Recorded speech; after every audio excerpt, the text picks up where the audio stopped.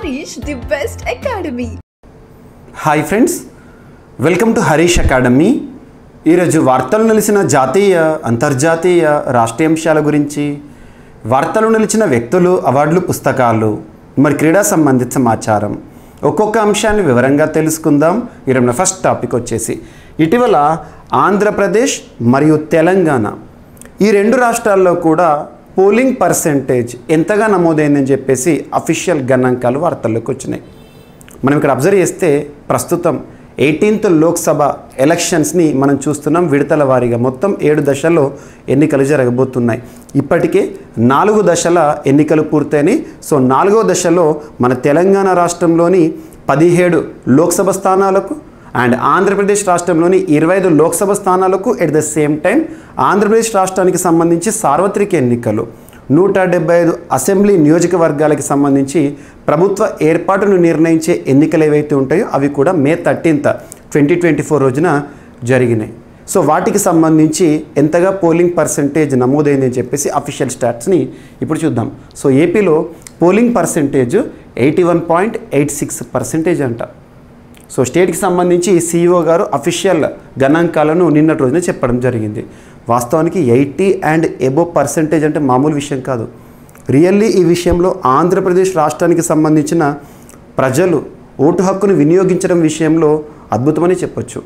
So 80 and above percent అనేది వాస్తవానికి మనం ఎప్పుడు చూసినా ఎన్నికల పరంగా చూస్తే 65, 70 ఈ గణాంకాలను మనం చూస్తూ ఉంటాం ఎక్కడైనా కూడా. కానీ 80% కంటే ఎక్కువగా నమోదైంది. సో దట్ ఈస్ ఏపీ అనుకోవచ్చు ఇక్కడ.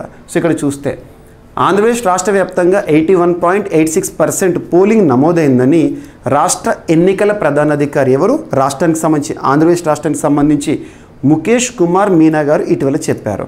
సో ఇక్కడ అబ్జర్వ్ చేస్తే మొత్తం ఈవీఎంల ద్వారా ఎలక్ట్రానిక్ ఓటింగ్ మిషన్ల ద్వారా నమోదైందేమో 80.66గా నమోదైందంట. సో ఇక్కడ అబ్జర్వ్ చేస్తే అత్యధికంగా ఏ నియోజకవర్గంలో అసెంబ్లీ నియోజకవర్గాల పరంగా కనుక మనం చూస్తే అత్యధికంగా ఏ నియోజకవర్గంలో నమోదైంది అంటే దర్శి నియోజకవర్గం. గుర్తుంచుకోండి, దర్శి నియోజకవర్గం, దర్శి అసెంబ్లీ నియోజకవర్గానికి సంబంధించి పోలింగ్ పర్సెంటేజ్ 90.91, 90% దాటింది. అద్భుతం. అండ్ నెక్స్ట్ వచ్చేసి అత్యధికంగా ఒకవేళ లోక్సభ నియోజకవర్గాలను కనుక తీసుకుంటే ఆంధ్రప్రదేశ్ రాష్ట్రంలో 25 లోక్సభ నియోజకవర్గాలున్నాయి. అందులో కనుక అబ్జర్వ్ చేస్తే ఒంగోలు లోక్సభ నియోజకవర్గంలో 87.06% పోలింగ్ నమోదైందంట. అత్యల్పంగా కనుక తీసుకుంటే తిరుపతి నియోజకవర్గంలో 63.32% పోలింగ్ నమోదైంది అసెంబ్లీ నియోజకవర్గాల పరంగా చూస్తే. అదే మనం లోక్సభ నియోజకవర్గానికి సంబంధించి అత్యల్పంగా కనుక అబ్జర్వ్ చేసినట్టుంటే మనం వైజాగ్ లోక్సభ నియోజకవర్గంలో 71% మాత్రమే పోలింగ్ నమోదైందంట.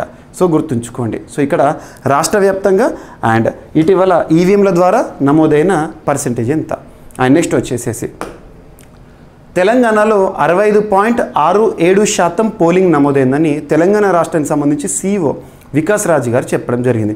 తెలంగాణలో ఆల్రెడీ అసెంబ్లీకి సంబంధించి 119 అసెంబ్లీ నియోజకవర్గాలకి సంబంధించి రాష్ట్ర ప్రభుత్వ ఏర్పాటును నిర్ణయించిన ఎన్నికలు 2023 November 30 రోజు జరిగినాయి. కాబట్టి ఇప్పుడు కేవలం లోక్సభకు సంబంధించి 17 స్థానాలకు గాను జరిగిన పోలింగ్ ఏదైతే ఉంటుందో అందులో 65.67% నమోదైందంట. సో ఇక్కడ అబ్జర్వ్ చేస్తే కనుక మనం చూస్తే మొత్తం అత్యధికంగా కనుక ఏ లోక్సభ నియోజకవర్గంలో నమోదైంది 17లో అంటే భువనగిరి పార్లమెంట్ సెగ్మెంట్కి. అండ్ నెక్స్ట్ వచ్చేసి అత్యల్పంగా హైదరాబాద్లో 48.48, 50% కూడా రాలేదు. సో ఇది గుర్తుంచుకోండి. జస్ట్ ఇవన్నీ కూడా పెద్దగా అవసరం లేదు. కానీ ఆంధ్రప్రదేశ్ రాష్ట్రానికి సంబంధించి 80% దాటింది. కాబట్టి ఇప్పుడు దేశవ్యాప్తంగా కూడా ఒక చర్చ ఉంటుంది. 80% ఒక స్టేట్లో పోలింగ్ పర్సెంట్ దాటింది అంటే మామూలు విషయం కాదు. సో ఇది చూడొచ్చు. అండ్ నెక్స్ట్ మనకు వాస్తవానికి తెలియాల్సింది ఏంటంటే June 1st వీక్లో రాబోతున్న ఎన్నికల ఫలితాలు ఏవైతే ఉంటాయో వాటిపైన ఎగ్జామినేషన్ పాయింట్ ఆఫ్ వ్యూలో ఖచ్చితంగా క్వశ్చన్ వస్తుంది. అప్పుడు మనం ఈ పోలింగ్ పర్సెంటేజ్ ఎంత నమోదైందని చెప్పేసి ఒక పాయింట్ గుర్తుంచుకుంటే చాలు. ఓకేనా. నెక్స్ట్ సేవాలోపం పేరుతో లాయర్లపై కేసును వేయలేరు. కామన్గా వినియోగదారుల హక్కుల చట్టం అనేది మన భారతదేశంలో ఉంది. 1986 మనకు వినియోగదారుల హక్కుల చట్టం ఏదైతే ఉంటుందో కామన్గా consumer rights protection act, protection of consumer rights act ఆ చట్టం ఆధారంగా ఎలా ఉంటుందంటే వినియోగదారులు అంటే మనం ఉదాహరణకి ఏదైనా ఒక వస్తువును కొనుగోలు చేసినా ఏవైనా సేవలను పొందినా ఈ విషయంలో ఏదైనా కల్తీ కానీ లేదా ఏదైనా లోపం కానీ నష్టం కానీ జరిగిందనుకోండి డైరెక్ట్గా కన్జ్యూమర్ కోర్టుకు వెళ్ళొచ్చు మనం.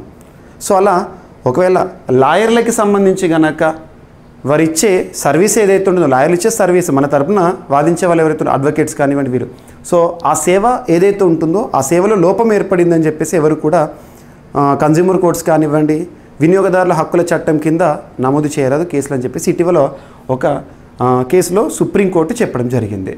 న్యాయవాదులు వినియోగదారుల రక్షణ చట్టం పరిధిలోకి రారు. వినియోగదారుల రక్షణ చట్టం కింద లాయర్లపై దావా వేసే విషయంలో సుప్రీంకోర్టు గత మంగళవారం కీలక తీర్పు వెలువరించింది. న్యాయవాద వృత్తి లాయర్లు తమ క్లయింట్లకు అందించే సేవలు ప్రత్యేకమైనవి సేవలు సర్వీసెస్ వాటి వినియోగదారుల రక్షణ చట్టం 1986 కింద ప్రశ్నించలేమని రీసెంట్గా సుప్రీంకోర్టుకు సంబంధించిన ద్విసభ్య ధర్మాసనం ఏదైతే ఉంటుందో అంటే ఇద్దరు న్యాయమూర్తులు కలిగిన బెంచ్ ఏదైతే ఉంటుందో చెప్పడం జరిగింది. గుర్తుంచుకోండి సరిపోతుంది మనకి. ఓకేనా. ఇక్కడ జాతీయ వినియోగదారు వివాదాల పరిష్కార కమిషన్ 2007లో ఇచ్చిన తీర్పును సవాలు చేస్తూ పలు న్యాయవాద సంఘాలు దాఖలు చేసిన పిటిషన్పై న్యాయస్థానం ఈ మేరకు తీర్పును వెలువరించింది. అండ్ నెక్స్ట్ వచ్చేసి నాసా అమెరికాకు సంబంధించి అంతరిక్ష పరిశోధనలు చేసే సంస్థ. వారు రీసెంట్గా ఆర్టెమిస్ ప్రోగ్రామ్ అని చాలా అంశాలతో మనం చూస్తున్నాము. ఇక్కడ అబ్జర్వ్ చేస్తే నాసా వాళ్ళు భవిష్యత్తులో రూపొందించబోతున్న ఒక ప్రాజెక్ట్ ఏంటంటే చంద్రుని పైన మూన్ పైన లూనార్ సో మూన్ పైన ఒక రైల్వే సిస్టమ్ని ఏర్పాటు చేయబోతున్నారంట. రైల్వే స్టేషన్ లేదా రైల్వే సిస్టమ్ ప్రపంచంలో మొట్టమొదటిసారి ఇటువంటి ఒక థాట్తో నాసా వార్తల్లోకి వచ్చింది. ఈ రైల్వే సిస్టమ్ అంటే ప్రయాణికుల కోసం ఉద్దేశించింది కాదు. ఇప్పుడు కామన్గా అక్కడ రోయర్ కానివ్వండి లేదా చంద్రమండలం పైన చంద్రుని పైన పరిశోధనల కోసం ఉద్దేశించినవి ఏవైతే ఉంటాయో ఆ ఎక్విప్మెంట్స్ని ట్రాన్స్పోర్ట్ చేయడానికి చంద్రుని పైన అటువంటి సేవల కోసం ఉద్దేశించబడింది. సో అలా ఎగ్జామినేషన్ అడగవచ్చు ఇటీవల ఏ అంతరిక్ష పరిశోధనకు సంబంధించి అంతరిక్ష పరిశోధన చేసి ఏ దేశము ఇటీవల చంద్రుని పైన రైల్వే సిస్టమ్ లేదా రైల్వే స్టేషన్ ఏర్పాటు చేయబోతున్నట్టుగా అనౌన్స్మెంట్తో వార్తలోకి వచ్చింది అంటే అమెరికా లేదా నాసా అని గుర్తుంచుకోండి. దాని పేరు ఏంటంటే ఫ్లోట్ అని పెట్టారు, flexible levitation on a track. And LTTE ఇప్పుడు ఎల్టీటీఈ అనే పదం మాత్రమే మిగిలిపోయింది. వ్యవస్థ చాలా వరకు నిర్వీర్యం అయిపోయింది. అసలు ఒకప్పుడు గతంలో దశాబ్దాల కింద ప్రభాకరన్ శ్రీలంక నుండి నార్థన్ శ్రీలంక ప్రాంతం నుండి ఎల్టీటీఈ దళాన్ని నడిపాడు. చాలా వరకు చెమటలు పట్టించారు. ఉదాహరణ తీసుకుంటే మన భారతదేశ చరిత్రలో కూడా ఒక ప్రధాని రాజీవ్ గాంధీ గారు మరణం వెనుక ఎల్టీటీఈ హస్తం ఇవన్నీ మనం చూస్తాం మనం.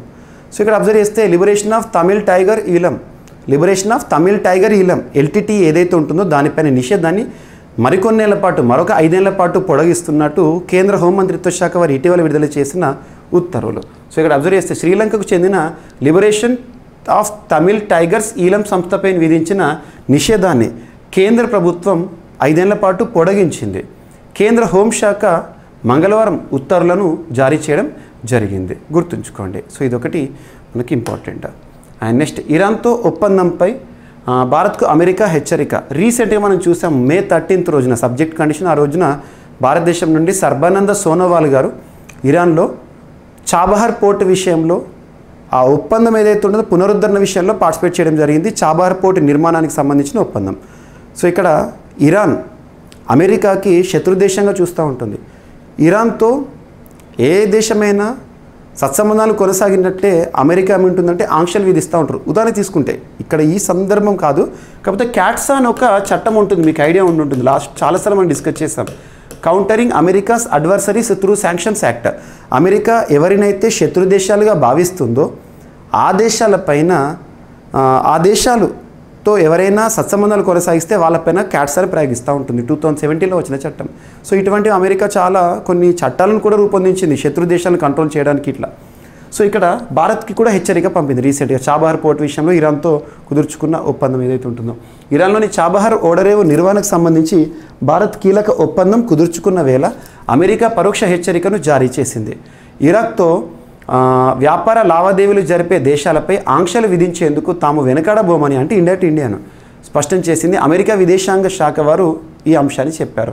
చాబహార్ ఓడరేవు నిర్వహణపై 10 ఏళ్ల కాలానికి భారత్ ఇరాన్ ఒప్పందం చేసుకున్నాయని తెలిపింది. టెహ్రాన్తో ద్వైపాక్షిక సంబంధంపై సొంతంగా నిర్ణయాలు తీసుకునే స్వేచ్ఛ ఢిల్లీకి ఉందంటే మన భారతదేశానికి ఉంది. అయితే ఇక్కడ విషయం గుర్తుంచుకోవాలి, ఇరాన్పై అమెరికా విధించిన ఆంక్షలు ఇంకా అమల్లో ఉన్నాయి.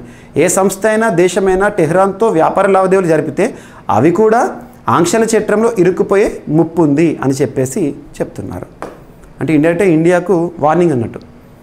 2023-24 గడిచిన ఆర్థిక సంవత్సరం FY24 గడిచిన ఆర్థిక సంవత్సరం అంటే ఏప్రిల్ 1 నుండి మార్చ్ 31 వరకు. సో అబ్జర్వ్ చేస్తే భారతదేశంలో పబ్లిక్ సెక్టర్ బ్యాంక్స్ ఏవైతే ఉంటే వాటిపైన వచ్చిన లాభం ఏదైతే ఉంటుందో 1,41,203 crores అంట లాభము. 1,41,203 కోట్ల రూపాయల లాభం అనేది పబ్లిక్ సెక్టర్ బ్యాంకుల నుండి పొందడం జరిగింది గడిచిన ఆర్థిక సంవత్సరంలో. సో దేశంలోని 12 ప్రభుత్వ రంగ బ్యాంకులన్నీ కలిపి గత ఆర్థిక సంవత్సరంలో 1,41,203 కోట్ల నికర లాభాన్ని ఆర్జించినాయి అంట. అదే అంతకుముందు ఆర్థిక సంవత్సరంతో పోలిస్తే ఇది 35% అధికం అని చెప్పేసి రీసెంట్గా అఫీషియల్ గణాంకాలు అనేవి చూడడం జరిగింది, గుర్తుపెట్టుకోండి. అండ్ దేశంలో IIM అహ్మదాబాద్ టాప్లో ఉందంట. ఇటీవల రిలీజ్ అయిన rankings centre for world varsity ర్యాంకింగ్లో 65 భారతీయ వర్సిటీలకు సంబంధించి చోటు పొందినాయి అంట. సో టాప్ 2000 స్థానాల్లో 32 భారతీయ వర్సిటీల స్థానాల మెరుగు, 33 వర్సిటీల క్షీణత. ప్రపంచంలో ఈ విద్యా సంస్థకు 410వ స్థానం IIM అహ్మదాబాద్. అండ్ IISc బెంగళూరుకి 501వ ర్యాంకు, IIT ముంబైకు 568వ ర్యాంకు, హార్వర్డ్ యూనివర్సిటీకి ప్రపంచంలో అగ్రస్థానం రావడం జరిగింది. సెకండ్ MIT మసాచ్యుసెట్స్, నెక్స్ట్ వచ్చేసి స్టాన్ఫోర్డ్, ఇవి టాప్ 10. సో ఇక్కడ ప్రపంచవ్యాప్తంగా భారతీయ విశ్వవిద్యాలయాలు అత్యుత్తమ పనితీరుని కనబరుస్తున్నాయి. Centre for world university rankings ఇటీవల రిలీజ్ చేసిన ర్యాంకులో 65 భారతీయ వర్సిటీలు చోటు పొందినాయి అంట. సో గుర్తుపెట్టుకోండి, అవన్నీ అవసరం లేదు మనకి. ఈ టాప్ 3 గుర్తుంచుకోండి, రిమైనింగ్ ఏవైతే ఇక్కడ నేను మీకు ర్యాంక్ చెప్పడం జరిగిందో వాటిని చూడండి సరిపోతుంది. అండ్ ఇక్కడ ఇచ్చాను పంజాబ్ వర్సిటీ 823, ఇవన్నీ కూడా అవసరం లేదు, జస్ట్ ఈ హెడ్డింగ్లో పేర్కొనేవి చూడండి మీరు. అండ్ నెక్స్ట్ వచ్చేసి రక్త పరీక్షతో ప్యాంక్రియాటిక్ క్యాన్సర్ నిర్ధారణ చేయవచ్చని ఇటీవల జరిగిన ఒక పరిశోధనలో తేలింది. రక్త పరీక్షతో ప్యాంక్రియాటిక్ క్యాన్సర్ మొదటి 2వ దశలను 97% ఖచ్చితత్వంతో నిర్ధారించవచ్చని తాజా అధ్యయనము వెల్లడించింది. లిక్విడ్ బయాప్సీ పరీక్ష ద్వారా రక్తంలో ప్యాంక్రియాటిక్ క్యాన్సర్కు కారణమయ్యే జన్యు పదార్థాలను కనిపెట్టవచ్చంట. దీని ద్వారా సదరు వ్యక్తికి ప్యాంక్రియాటిక్ క్యాన్సర్ ఉందా లేదా అని కూడా గుర్తించవచ్చని చెప్పడం జరిగింది. అండ్ రీసెంట్గా భారతదేశానికి సంబంధించి మన చరిత్ర సంబంధించి రామచరిత్ మానస్, పంచతత్ర అండ్ సహృదయ లోకన ఇవేవైతే ఉంటాయో వీటికి యునెస్కో గుర్తింపునిచ్చింది. UNESCO United Nations Educational Scientific Cultural Organization Paris కేంద్రంగా పనిచేస్తుంది. మనం గతంలో వరల్డ్ హెరిటేజ్ సైట్స్ గురించి, ఇంటాంజిబుల్ కల్చరల్ హెరిటేజ్ లిస్ట్ గురించి and creative cities network list గురించి లాస్ట్ ఇయర్ స్పెషల్గా మనం వీడియోస్లో కూడా డిస్కస్ చేశాము. సో ఇక్కడ memory of world MOW Asia Pacific regional రిజిస్టర్లో మన దేశం నుండి ఈ 3 చోటు పొందినాయి అని గుర్తుపెట్టుకోండి సరిపోతుంది. అండ్ రీసెంట్గా తెలంగాణ అభ్యర్థులకు చాలా ఇంపార్టెంట్, రానున్న గ్రూప్ 2 ఎగ్జామినేషన్ కూడా క్వశ్చన్ అడగవచ్చు. తెలంగాణ తొలి దశ ఉద్యమకారుడు కొలిశెట్టి రామదాస్ గారు ఇటీవల మరణించారు. తొలి దశ అంటే 1969 తెలంగాణ మూవ్మెంట్లో కీలక పాత్ర పోషించిన వ్యక్తి కొలిశెట్టి రామదాస్. తన పేరు మీరు ఉద్యమ చరిత్ర పుస్తకాలు కూడా చూస్తారు. సో ప్రత్యేక తెలంగాణ తొలి దశ పోరాటానికి ఊపిరిలున్న కొలిశెట్టి రామదాస్ అనారోగ్యంతో గత సోమవారం సికింద్రాబాద్లో చనిపోవడం జరిగింది.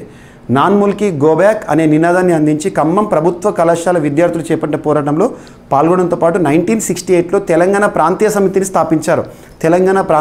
స్థాపించారు. ఈ క్రమంలో 1969లో జనవరిలో ఖమ్మంలో డిగ్రీ విద్యార్థి రవీంద్రనాథ్ 2 వారాల పాటు నిరాహార దీక్ష కూడా చూశారు. సో గుర్తుపెట్టుకోండి, కొలిశెట్టి రామదాస్ గారి గురించి మీ ఉద్యమ చరిత్రలో ప్రత్యేకంగా చూడండి, ఈసారి ఎగ్జామినేషన్లో బిట్ వస్తుంది.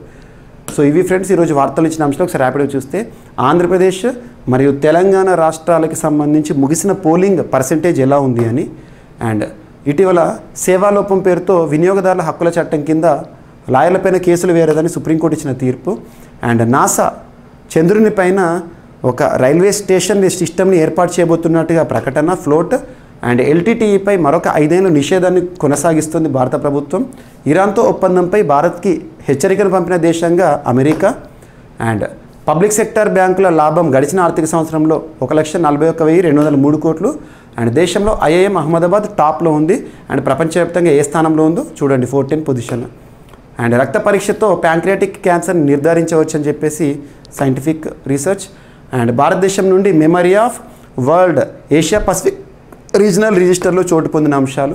అండ్ తొలి దశ తెలంగాణ ఉద్యమ వీరులు కొలిశెట్టి రామదాసు గారు ఇటీవల మరణిస్తూ వార్తల్లోకి వచ్చారు. సో ఇవి ఫ్రెండ్స్ ఈరోజు వార్తలు నిలిచిన అంశాలు.